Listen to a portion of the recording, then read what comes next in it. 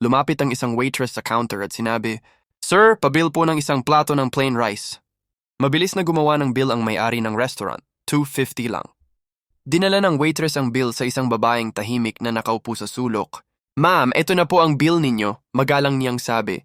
Tumingin ang babae sa mesa at mahina ang tinig, pero, "Wala akong pera." Nakunot ang noo ng waitress, "Wala kang pera? Naubos mo na ang pagkain tapos sasabihin mong wala kang pambayad?"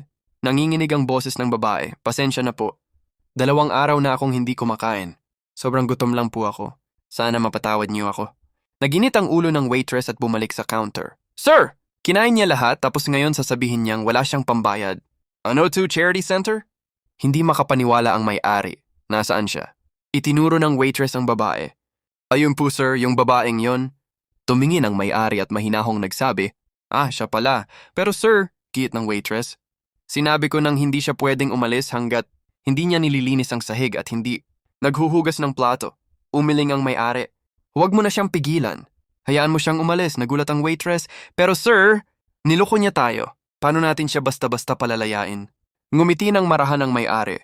"Kita ko sa mga mata niya na hindi siya nagsisinungaling.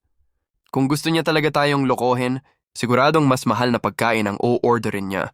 Pero plain rice lang ang hiningi niya. Pinakamurang pagkain dito. Gusto lang niyang mapunan ang tiyan niya."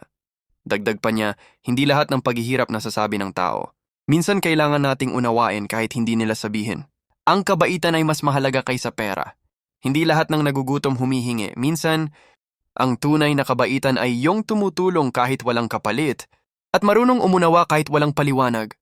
Minsan, ang maliit na kabutihan mo ay buong mundo na para sa isang taong naghihirap."